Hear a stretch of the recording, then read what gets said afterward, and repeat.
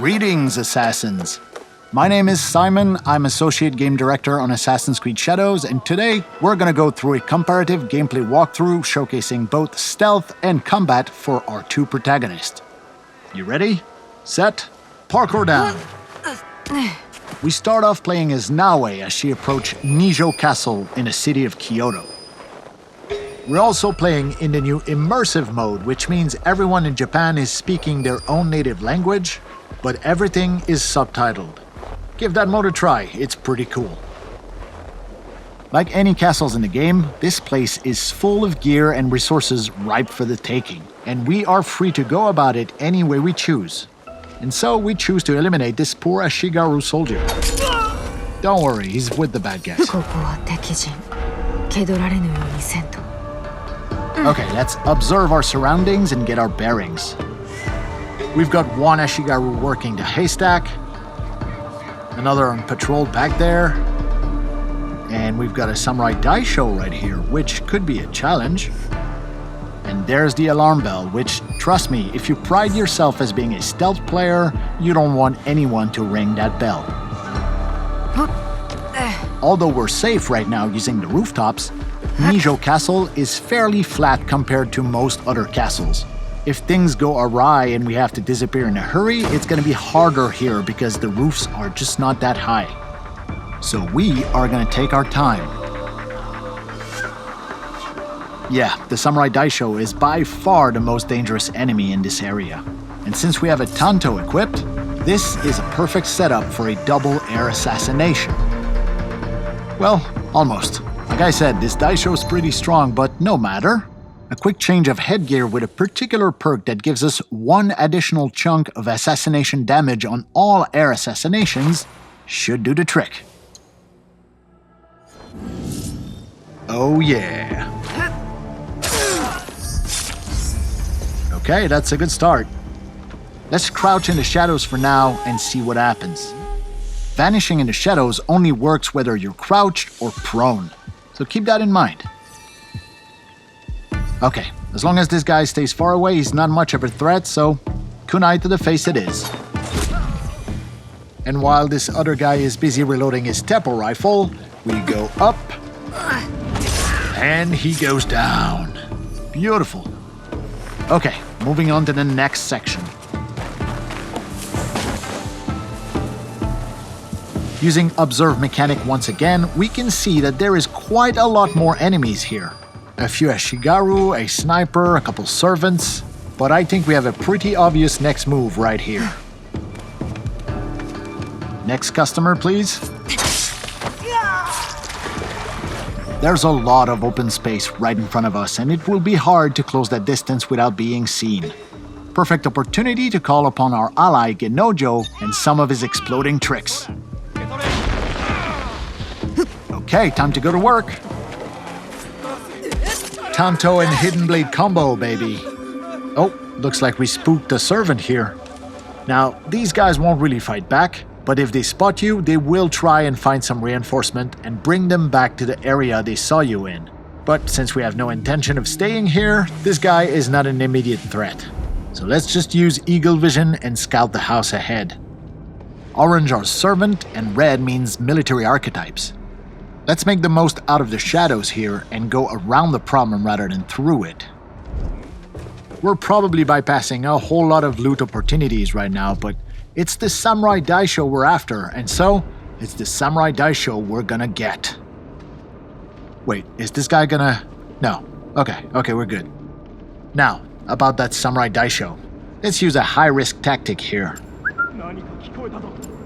We're gonna whistle him over to attract him to this shoji door, and using the katana... This is guaranteed to get attention from the outside, so let's disappear out of view and see if anyone shows up. Never stood a chance. Come on, it's cool to be a shinobi. Alright, quick use of the grappling hook to get back to the rooftops. Oh, somebody saw us. Down, boy.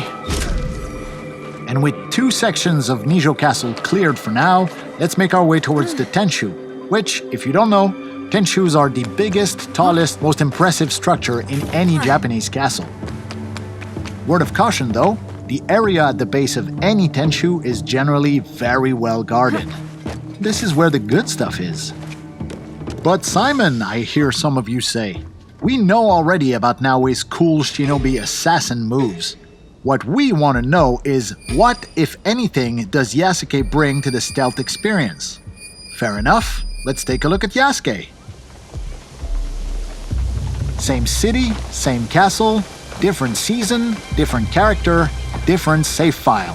For all intents and purpose, we're restarting the whole thing using Yasuke with a purpose-built stealth and archery setup. Worth pointing out that we're not using his typical samurai armor here. Clearly not as nimble as Naoe, Yasuke still has a pretty respectable amount of traversal skills as long as we read the world differently than we do when we play Naoe. And aiming at his Ashigaru soldier with predictive damage, we can see that he's gonna survive this shot although his armor is gonna break. Switching to silent arrows bypasses armor and guarantees the kill. He never saw it coming.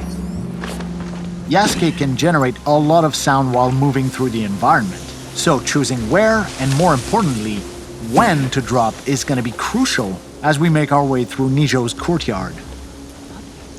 Taking a calculated risk here. Okay, we're good. Yasuke not having a hidden blade means that his types of kills are badass and very noisy, so you want to space him out as well to avoid unwanted attention. Here is the first samurai daisho in this Yasuke stealth run. And I think he just noticed his buddy is missing a head. Welcome to the club.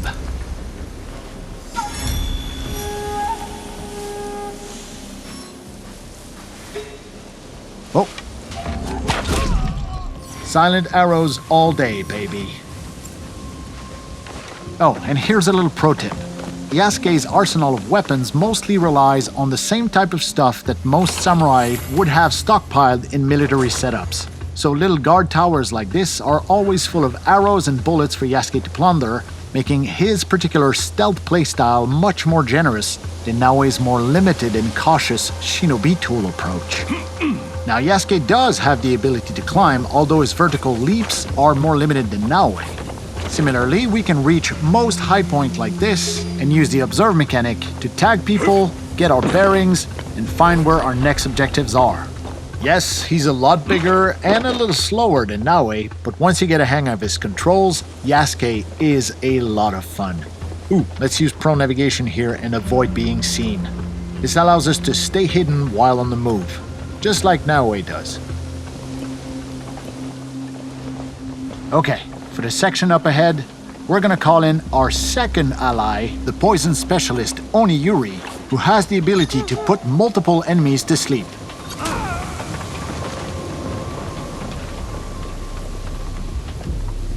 Yeah, no poison for you.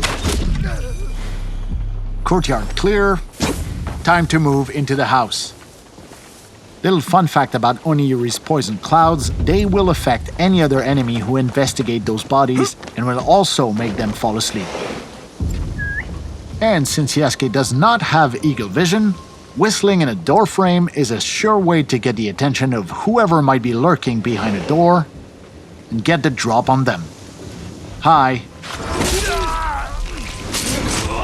We previously saw with Naoe that this house during winter is full of people, but here in summer during broad daylight, there was only one samurai guarding a tapestry, which will look infinitely better in our own hideout. Your move, buddy. Yeah, that's a good move. Okay, moving on to the next section here. Hold on, we're gonna get some elevation first and get our bearings. Let's use this crate here. And let's get a feel for the neighborhood. Let's take down the alarm bell just to be safe. Because I can't shake the feeling that stealth with Yasuke might be coming to a close here. Okay, we have their attention now.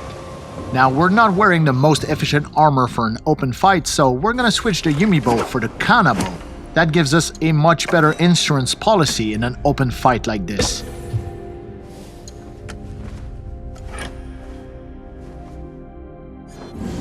Okay, let's go get it. Oh yeah, you're up.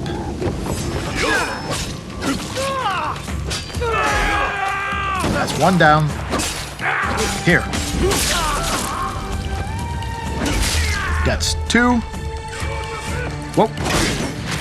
Yeah, you should have made that shot. That is three down. And I think it's Kanabo time, baby. This thing hits hard, but it is slow, so we have to be precise here. Give me some space, will ya? The next few hits are gonna be critical here. Oh. Backbreaker ability. Nicely done here. Now, each area in this castle is its own little gameplay pocket. So as long as no one rings the alarm bell, it means that other nearby pockets will not interfere, even when we opt for open combat like this. Time to switch back over to Naoe and see what a more aggressive open combat playstyle looks like with her. First thing first, we gotta switch up our loadout and use perks that are more conducive to that playstyle, such as this headband that allows us to vault over an enemy when we sprint at them in open combat. Let's switch up our outfit as well while we're at it.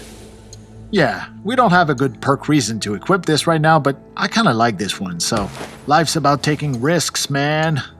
And we're also going to swap the Tanto Hidden Blade combo in favor of the more versatile Kusarigama. Oh yeah, this one has 60% increased damage over distance. Okay, let's put that to good use. And I think I see our first victim here. Whoa, whoa, whoa, whoa, whoa. Okay, that must be a servant. Gotcha.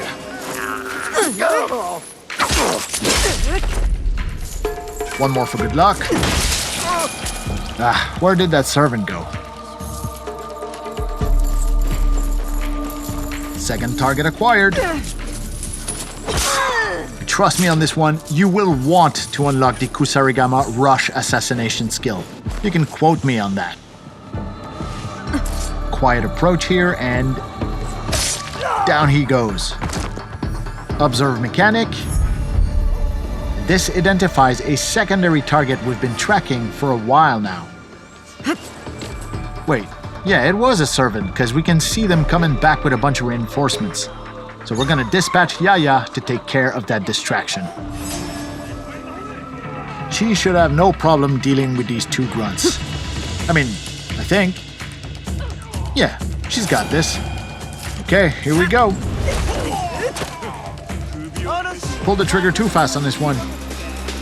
Deflect plus manual vault over, but with this headband perk we got on, we just have to sprint at the enemy and it auto vaults over.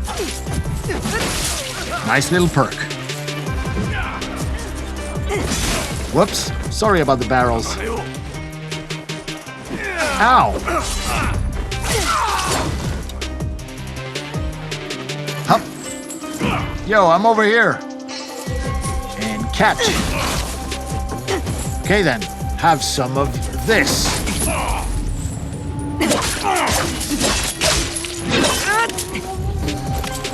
Hey, Yaya comes in with the assist.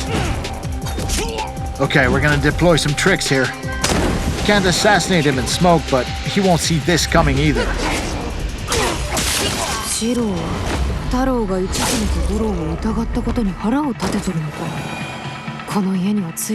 Yeah, you tell me.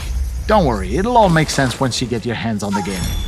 For now, let's take a look at the very top of this Tenchu where this white dot represents the unique Samurai Daisho chest from this castle. Using the grappling hook, it's pretty easy to hook up on those large overhangs and make climbing the exterior of a Tenchu pretty much a breeze for Naoe. That being said, we're bypassing quite a few loot opportunities right now. There is more than 30 unique castles in the game, and each of them comes with their own Daisho chest, which only unlocks once you deal with all the Samurai Daishos stationed within that castle. We're not talking about random loot drops either. Every single daisho chest contains bespoke, handcrafted, legendary gear, either for Naoe or Yasuke, all of it some of the best loot you'll find anywhere in Assassin's Creed Shadows. Let's have a look at the beautiful skyline of Kyoto on a brisk winter morning.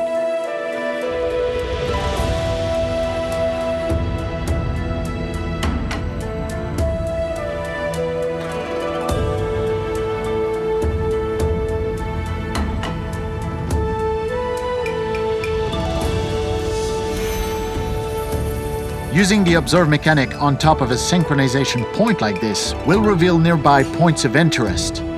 Up to us to place markers as we see fit to further our exploration of Japan.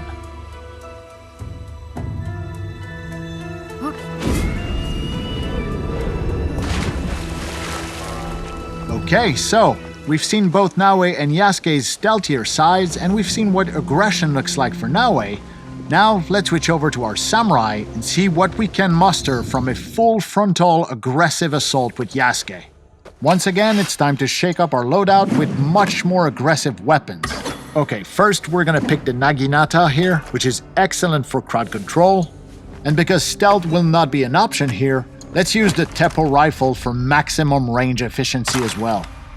We expect stiff opposition here, so using a full-on armor set with a perk that allows Yasuke to parry unstoppable attacks makes a whole lot of sense. And to literally cap it off, a matching samurai helmet with a perk that deals 50% damage on parries. Look, I don't want to jinx it, but I think we got this. Okay, are we ready? Knock knock. Yep, you're done. Oh ho ho ho!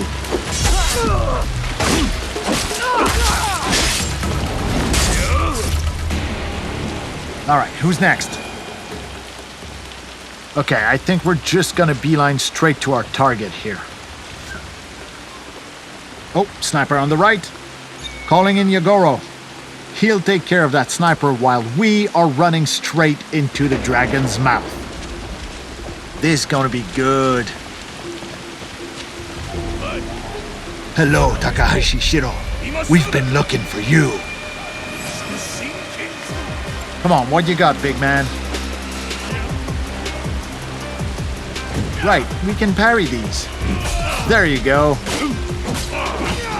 No, you don't.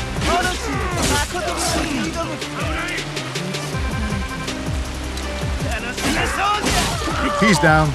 It's you and me, pal. Armor break. So now that he has no armor, we're chipping away at his health. And here we go.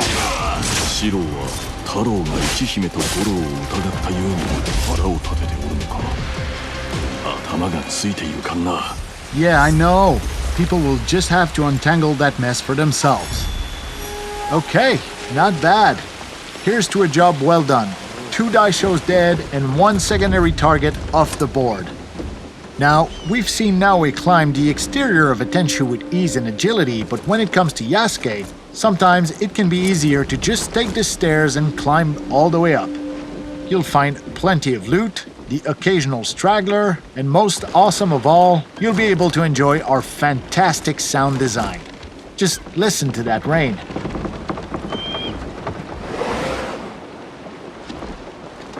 It's awesome. Okay, up the ladder and onto the last floor here. There's the same Samurai Daisho chest we previously talked about. That delicious handcrafted legendary gear. And before we leave, please allow me to indulge myself and take one last look at the beautiful city of Kyoto and its mountainous surrounding landscape during the bountiful summer months.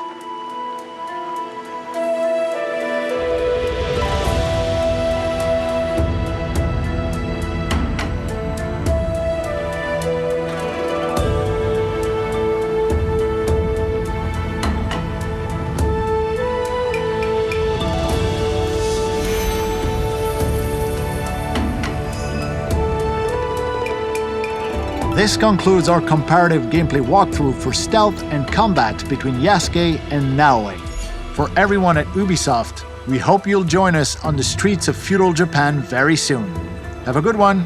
See ya!